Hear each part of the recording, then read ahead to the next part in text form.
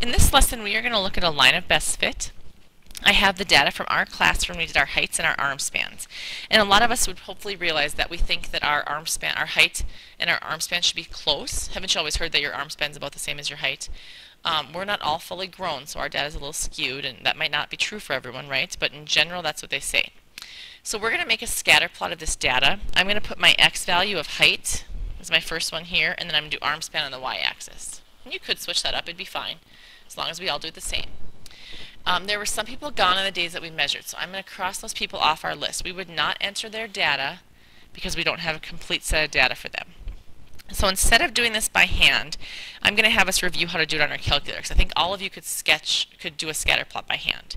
So turn your calculator on, and you're going to go to Stat, Edit, and you're going to put the heights in L1 and the arm span in L2. So pause the video quick while you punch all those in, and then you can come back.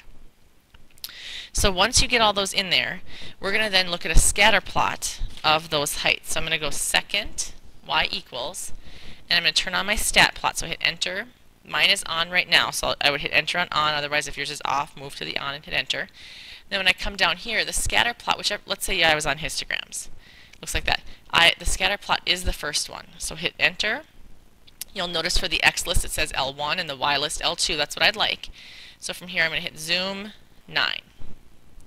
Now I should really just graph this exactly on my paper, but I'm going to let you do a sketch right now. So you're going to use your calculator and just go ahead and sketch where these points are. So I'm going to do that with mine also. And it is just going to be a sketch. I see we've got someone like here, here. I'm going to try and include all the values. It's a big leap, isn't it? We have definitely some discrepancies in height in our class. Not a lot of middle ground here. There's my sketch. Now it is definitely a sketch, right? And so now what we're going to do is looking at this scatter plot, there's some correlation you look at as far as form, direction, strength, and outliers. The form that we're going to talk about is either if we think that this data looks like it's in a linear form or non-linear. Linear means I could draw this and it's a straight line. I think that that's true. Non-linear would be if it had like a random curve on it. Like let's say my data kind of curved off here and didn't have these values up here. These were all gone from here up. Those were gone. That would be some curved data, so that would be non-linear, and that can happen. Let me undo these here.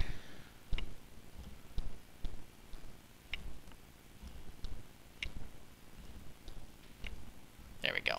So now it's back to normal. So there's where we were. So I would say our form is linear. Our data looks like it's going up in a straight line. Now it's not going to be perfect, but it is heading in that direction to look linear. The direction would be positive or negative. So our data is either has a positive slope or negative slope, and hopefully you can all tell this is positive. The taller you are, the bigger your arm span. The strength then. The strength determines when I draw on this line here, are my x's all kind of by the line, or are there some really far away? So I have a lot, they definitely are conforming to that line, aren't they? Those x's are going right along that line. So I would say this is pretty strong. My strength is strong. There's a lot of points that are there. It'd be weak if the points were kind of scattered. So an example of a weak one is, let me just draw one quick.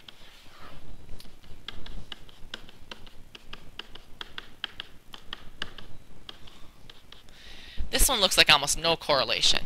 If I add some more points in here to kind of make it look a little more linear and take away maybe like this one. This one, see how it looks stronger here, like the points are close, but here there's no strength. These are kind of all scattered. That's what they mean by strength. So when I look at that, I'm going to describe ours as strong. And then the last thing is any outliers. Do we have any points that are really sticking out as they don't belong? An example of one like that would be like something like this. That one would be kind of sticking out, or even like up here, or something down here. Those points would really stick out. I don't see that we have any outliers right now, so I'm going to say that we have none. And this is kind of an opinion thing, right? We're just talking about it. Then they want us to find the equation for the line of best fit. Like I just sketched that blue line in there, didn't I? We can actually find that. So instead of finding it by hand, which is what we did first try, we did it by hand and on our calculator.